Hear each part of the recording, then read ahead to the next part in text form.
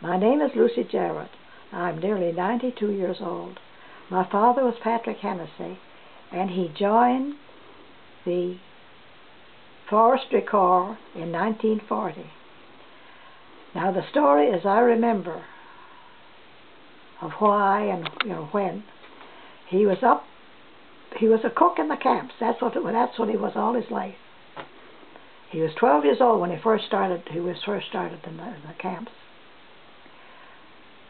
He went upriver, but in 1940,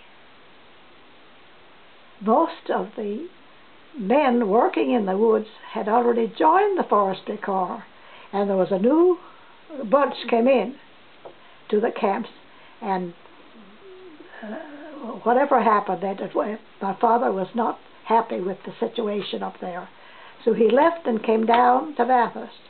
The camp was 65 miles up river. Okay. He was 56 years old then. Now, in the Northern Light, I imagine all the newspapers had advertisements in the paper, trying to recruit men to work in the woods in Scotland. So that's what happened. He joined up, but the mistake on the advertisement was they wanted cooks, but they had to be under 40 years old, But the mistake they made, it was in over 40. So Dad, he got in. He lied. He said he was over 40, but he didn't tell them he was his correct age, because when he was being discharged after the end of the war, they found out that wasn't. He was supposed to be a lot younger.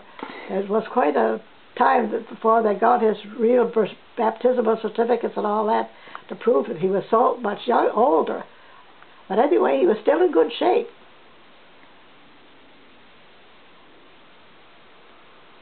He came back in 1940. He was discharged in 45. 45. At the last, while he was in Scotland, he just loved the country. He loved the people, and he loved traveling. He traveled to England. He traveled to Ireland. Of course, that's where his ancestors came from, Ireland. And he had a wonderful time. He said the people were so nice and so good to him.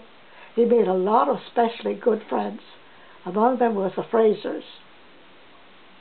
And the thing about it was easy for him because almost all the personnel in the Forestry Corps were from the North Shore, and he knew almost all those men.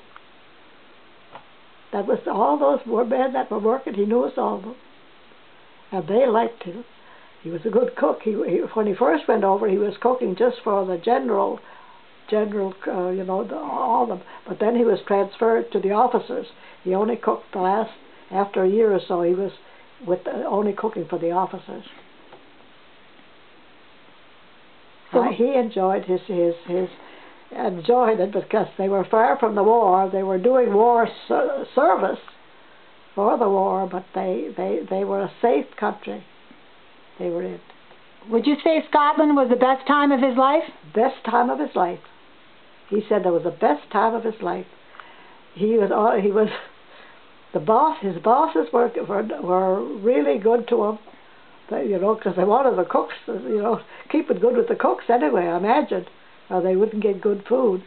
And he had lots of spare time.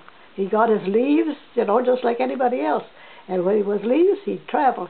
One of he wrote home to my mother and to all of us.